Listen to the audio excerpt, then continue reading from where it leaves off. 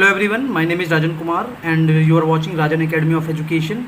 आज physical education के chapter number 5 class 11th yoga MCQs and one word answers में जो भी हैं ये क्वेश्चन वो हम करने वाले हैं। तो चलिए शुरू करते हैं क्वेश्चन नंबर 1 से। Yoga is deliverance from contact with pain and sorrow. Yoga is deliverance from contact with pain and sorrow. ये कहाँ से लिया गया है ये सेंटेंस? ये सेंटेंस लिया गया है भागवत गीता से। भागवत गीता से ये सेंटेंस लिया गया है।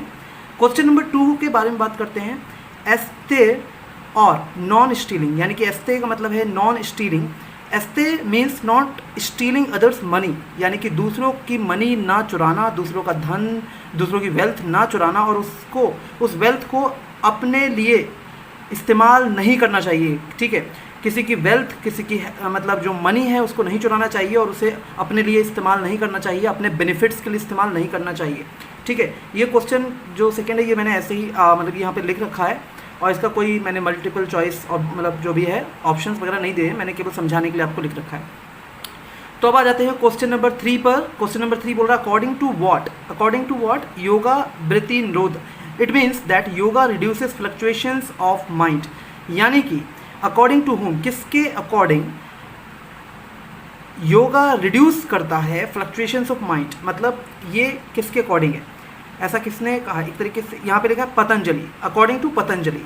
ठीक है, योग वृत्ति निरोधा। ठीक है, तो अब आ जाते हैं हम लोग क्वेश्चन नंबर 4 पर। क्वेश्चन नंबर 4 हम लोग यहाँ पर देख लेते हैं। In dash the mind is focused on breathing in and out and on regulation of breath, यानी कि प्राणायाम में। ठीक है, इन प्राणायाम, ये डैश में जो है हम प्राणायाम लिखेंगे। इन प्राणायाम जो माइंड होता है प्राणायाम के समय फोकस्ड होता है ब्रीदिंग में। ठीक है, जिसमें ब्रीदिंग इन एंड आउट की जाती है। ठीक है, सांस लेना अंदर और सांस बाहर छोड़ना और उस पर रेगुलेशन। ठीक है, ब्रीथ जो है वो रेगुलेटेड वे में की जाती है।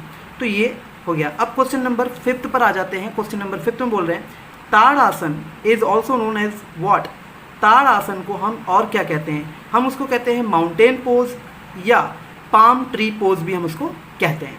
तो चलिए अब नेक्स्ट बात करते हैं क्वेश्चन नंबर 6 की। क्वेश्चन नंबर 6 में क्या कह रहे हैं? Dash is a relaxation and meditation technique. ये एक मेडिटेशन और रिलैक्सेशन टेक्निक है जिसमें हम कॉन्शियसली, यानी कि हमें होश होता है और हम अपने डिफरेंट बॉडी पार्ट्स को अटेंशन देते हैं और ताकि वो रिलैक्स हो सकें। तो ऐसा किस में हम करते हैं? योग निद्रा, या इसको इंग्लिश में हम कहते हैं योगिक स्लीप। ठीक है, यौगिक स्लीप। ठीक, तो ये है योग निद्रा, इसका करेक्ट आंसर है। नेक्स्ट हम बात करते हैं question number 7। Question number 7, yoga originated in India in that what, मतलब कौन से पीरियड में योगा ओरिजिनेट हुआ था इंडिया में? तो योगा ओरिजिनेट हुआ था प्री वैदिक पीरियड में। ठीक है, प्री वैदिक पीरियड में ओरिजिनेट हुआ था। अब बात करते हैं क्वेश्चन नंबर 8 के बारे में। क्वेश्चन नंबर 8 में बोल रहे हैं the first systematic presentation of योग पतंजलिज योग सूत्र। योग सूत्र का सबसे पहला सिस्टमेटिक प्रेजेंटेशन, ठीक है, पतंजलि जी ने दिया था और योग सूत्र वो लिखा कब गया था? ये 2nd सेंचुरी BC में। ठीक है, अब ये जो मैंने ये ढूंढा तो मुझे इसमें ये थोड़ा सा समझ में नहीं आया, क्योंकि कई जगह BC लिखा था, कई जगह BC नहीं लिखा था, तो इसमें थोड़ा सा कन्फ्यूजन था। लेकिन हाँ, ये यही होना चाहिए। फिर भी इसको एक बार सर्च करके ज़रूर देखिएगा, है वैसे यही, एक बार ज़रूर देख लीजिएगा, थोड़ा डाउट है। एनीवे, अब बात करते हैं हम क्वेश्चन नंबर 9 के बारे में, उसको आप देख लीजिएगा एक बार। ठीक है, क्वेश्चन नंबर 8 को। क्वेश्चन नंबर 9 में हम देख लेते हैं dash Swami Vivekananda spread yoga through his teachings and works, यानी कि स्वामी विवेकानंद जी ने स्प्रीड किया योगा को फैलाया टीचिंग्स और वर्क्स के थ्रू, जो उनके कार्य थे और उनकी टीचिंग्स थी उनके थ्रू। कब? 19th सेंचुरी में उन्होंने ऐसा किया।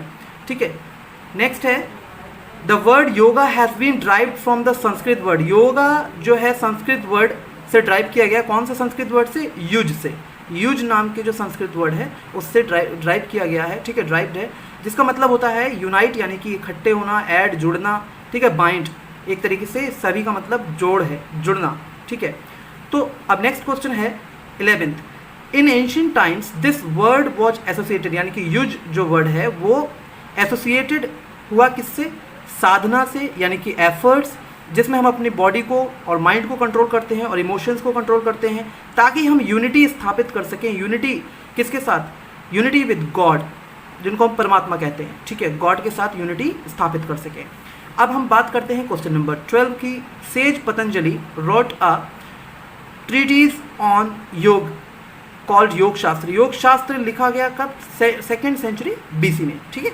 तो ये इसमें बताया गया है मुख्य से और ये सेज पतंजलि जी ने लिखा था, एक ट्रीटीज लिखी थी जिसको कहा गया योग शास्त्र, ठीक है, जिसमें उन्होंने प्रभाव डाला, मतलब प्रभावशाली तरीके से बताया, एम्फेसाइज्ड किया, ठीक है, on the need of different yogic practices. कई सारी योगिक प्रैक्टिसेस के बारे में उन्होंने बताया जिससे बॉडी माइंड कंट्रोल रहते हैं और बॉडी हेल्दी रहती है, ठीक है।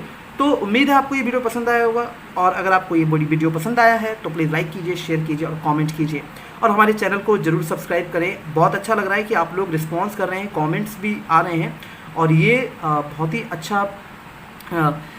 अच्छे तरीके से आप लोग शेयर भी कर रहे हैं, ठीक है। So thank you so much. और जैसे ही हमारी ये सीरीज़ कंप्लीट होती है MCQs की, उसके बाद हम क्वेश्चन आंसर्स पर भी आएंगे, फिजिकल एजुकेशन के क्लास 11th के, और क्लास 12th का भी मैंने एक वीडियो अपलोड किया है, वो आप देख सकते हैं। अब मैंने सोचा पहले क्लास 11th का ही सारा कंप्लीट कर देते हैं, उसके बाद क्लास 12th का करने के बाद, ठीक है, MCQs मतलब क्लास 12th के हम करेंगे, पहले 11th का कर लेते हैं, फिर उसके बाद हम क्वेश्चन आंसर्स पे आएंगे 11th और 12th के फिजिकल एजुकेशन के, और फिर हम अन्य सब्जेक्ट्स पर भी फोकस करेंगे। So thank you so much for watching this video completely. Have a good day. Thank you.